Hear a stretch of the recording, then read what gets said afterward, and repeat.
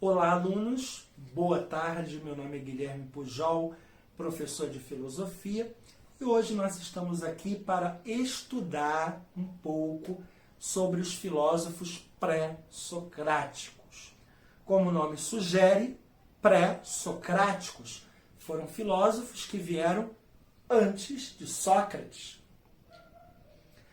É como no cristianismo, por exemplo. Tem aquela fase histórica antes e depois de Cristo. Assim também é dentro da história da filosofia. Existe o antes e o depois de Sócrates.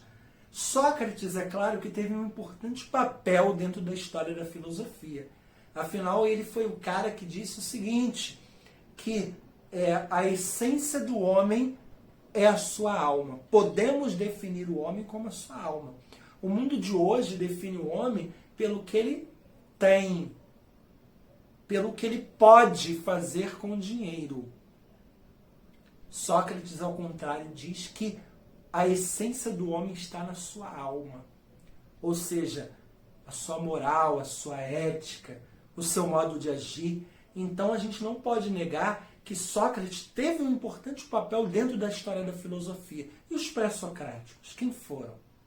Foram os primeiros filósofos que buscaram entender a origem do universo através dos elementos essenciais da natureza.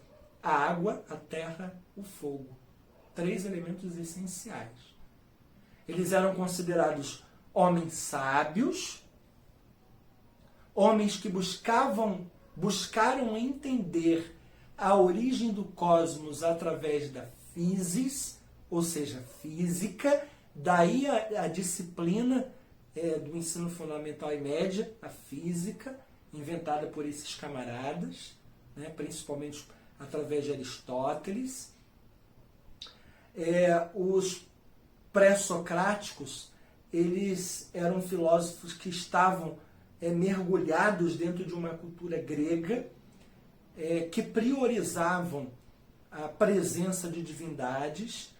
E os pré-socráticos são filósofos que rompem com este lado mitológico, com esse lado divino de ver as coisas e passam a ver as coisas através de um elemento racional.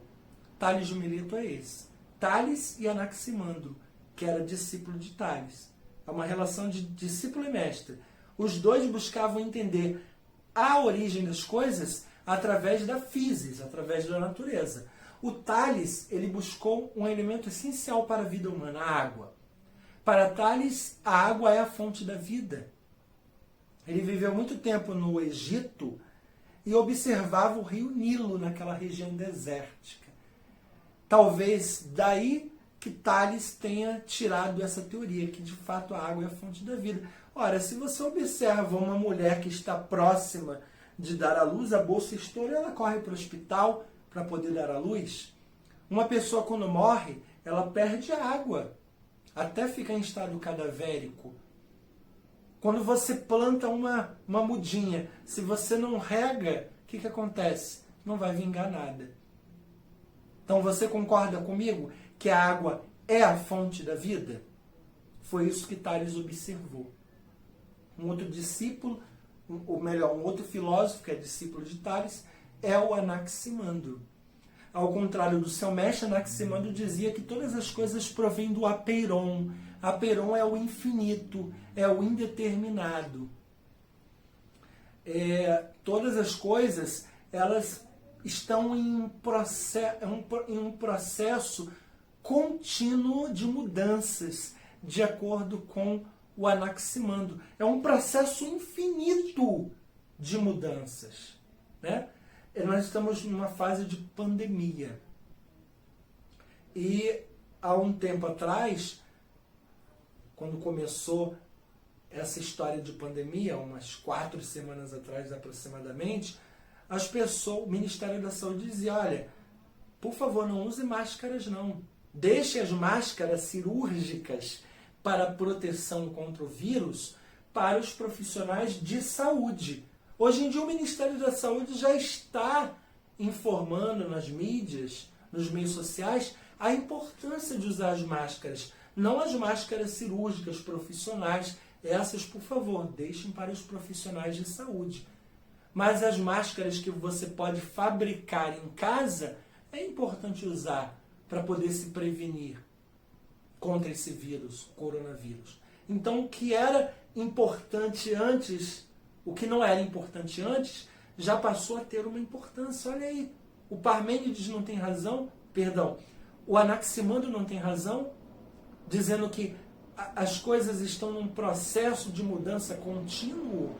É isso o pensamento de Anaximandro.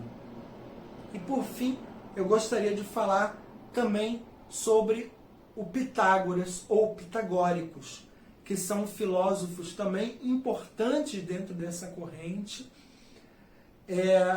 Eles não utilizavam arqué é princípio, eles não utilizavam arqué como origem do universo, assim como Tales e assim como o Anaximandro, não utilizavam arqué, utilizavam os números.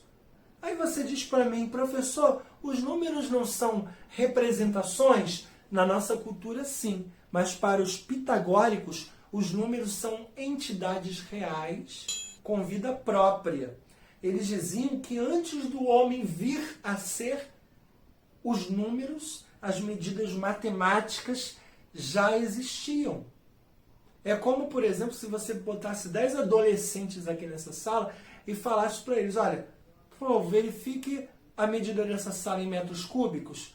Eles saberiam fazê-lo. Mas se a gente colocasse um bebê nessa sala e pedisse que eles fizessem pedisse que esse bebê fizesse essa verificação, ele não saberia fazê-lo. É muito criança, é um bebê.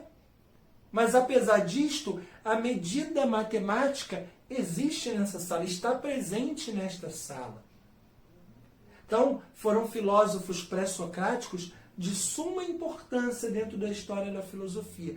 Existem mais filósofos pré-socráticos, é óbvio, mas isso nós veremos em outras aulas. Desde já agradeço pela atenção, tenham uma boa tarde.